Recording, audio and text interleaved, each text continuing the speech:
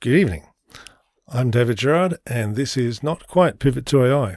Instead, you know what I'm doing today? I'm doing blockchain-y stuff. Why? Because I could. This is just a quick casual post. I'll write and post the Pivot post later.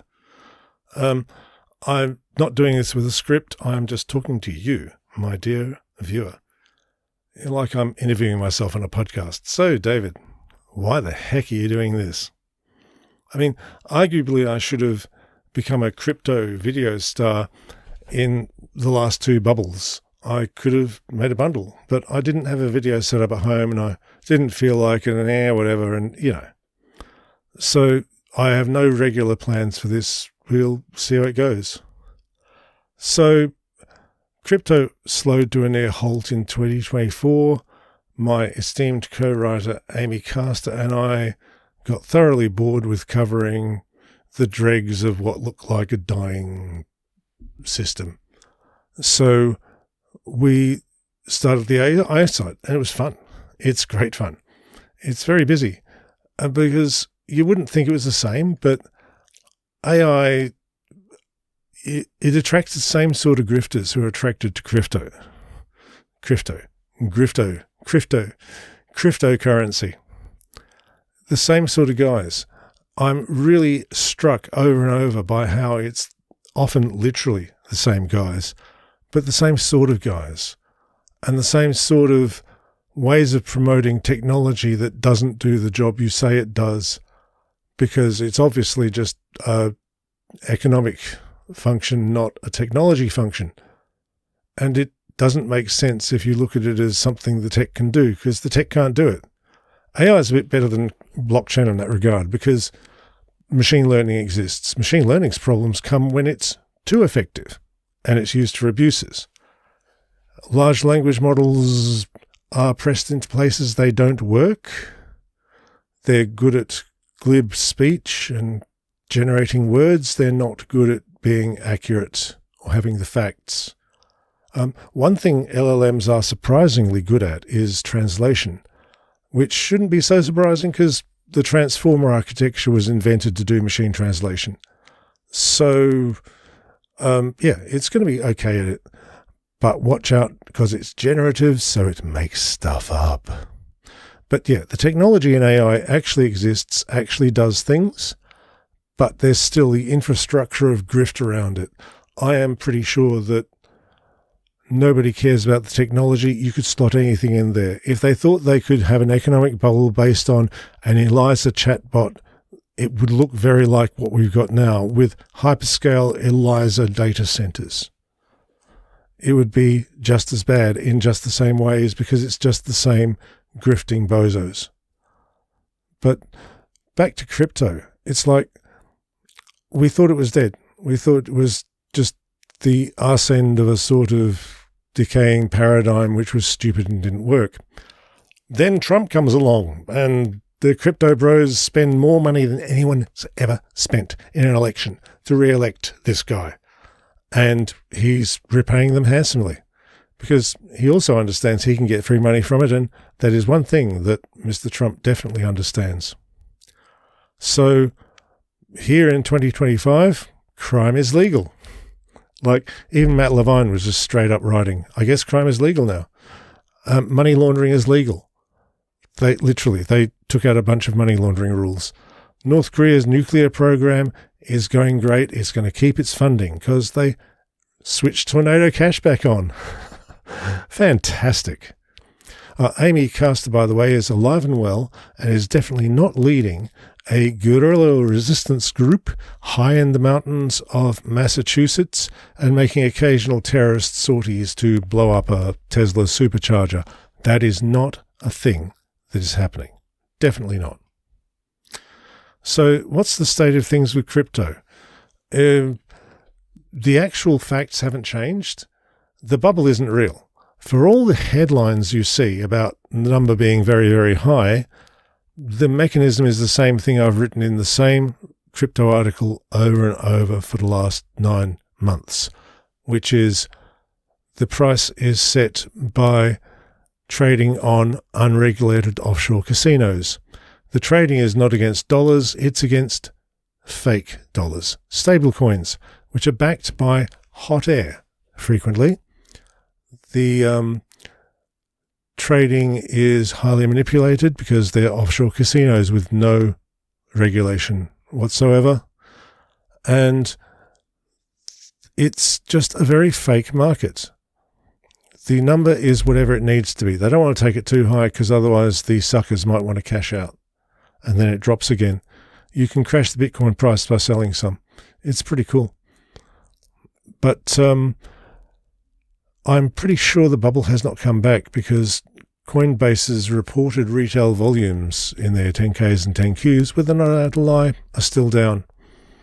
So they're up a bit, but they're nothing like what they were in the actual bubble in November 2021. I'm sort of surprised. It's heartwarming that it hasn't actually set everything on fire. But yeah, now it's all grifting trash, but now it's officially government sanctioned. Jesus Christ. So let's see. We've got some stupid news here. Michael Saylor is still running his Bitcoin stock scam. There is a very, very complicated mechanism. I wrote about it in the newsletter a few days ago, which basically is designed to confuse you. It's one of those things where they make it so complicated that you can't understand what's going on, so assume this must be normal. But what he's actually doing is he is printing MicroStrategy stock and then just out of thin air and then using it to buy Bitcoins with. He is printing his own money, except it's stock. Who's going to stop him? The number's going up. Obviously, this is excellent business practice. So that's fantastic. And GameStop recently, this is fun, they tried to copy Saylor's idea because GameStop is very into being a meme stock. But somehow the price went down when they did that because buying a bunch of Bitcoin for a reserve is stupid. Even stupider idea, though, is coming from, again, the government, where Bo Hines, the executive director of the White House Crypto Working Group, did an interview with Eleanor Terrett from Fox News, who's actually quite good. I follow what Ms. Terrett writes. She's surprisingly on the ball for this stuff. So he spoke to her about the Bitcoin reserve plan and how he plans to get the gold in Fort Knox and sell it to buy Bitcoins. I point you to Senator Lummis's Bitcoin Act of 2025, in which she believes that we can identify the real true value of some of these gold certificates that are, basically, I think it's like $172 an ounce is what they're categorized at right now. And if we actually realize the gains on that, that would be a budget neutral way to acquire more Bitcoin. Theoretically, could you sell some of the gold in Fort Knox to buy Bitcoin? Can we? Is that possible? Well, if it's budget neutral and doesn't cost the taxpayer a dime. Jesus Christ. So that's just incredible. When Trump went to look at the gold in Fort Knox, I have to break it to you that the wallet inspector did not go there to inspect the quality of the wallets. That was not what that was about. Wyoming State is talking up officially issuing a official state stablecoin.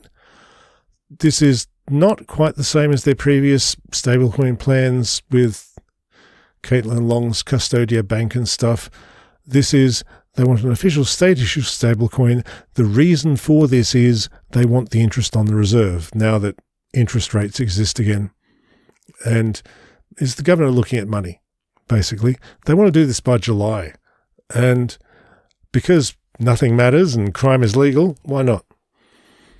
And the third bit of stupid news, Pete Hegseth, the administration's most able and adept user of secure communication protocols, has many qualities, like he's a drunkard, he has many alleged sexual assaults which he paid off, all manner of things. Look at his Wikipedia, it's awesome. He's not quite as qualified as the literal ephebophile that Trump tried to hire, but he's well on his way. He's got another important qualification. He's a crypto dumbass. Hegseth lost a bundle in the Celsius network.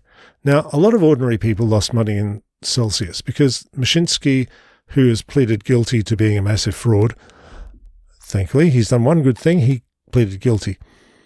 Mashinsky is a good salesman. He's a good talker. He can convince people of things. It was all lies. It was a Ponzi. But he convinced a lot of ordinary people that this was a good investment. Hegseth is rather more educated, rather more worldly, and should have known better, but he got greedy. And this is yet another of Hegseth's admirable qualities that make him just the man for the job. So, yeah, I expect more dumb stuff to happen. I don't know how often I'll do one of these when I feel like it. This is purely experimental. This is me rambling at you. Hi.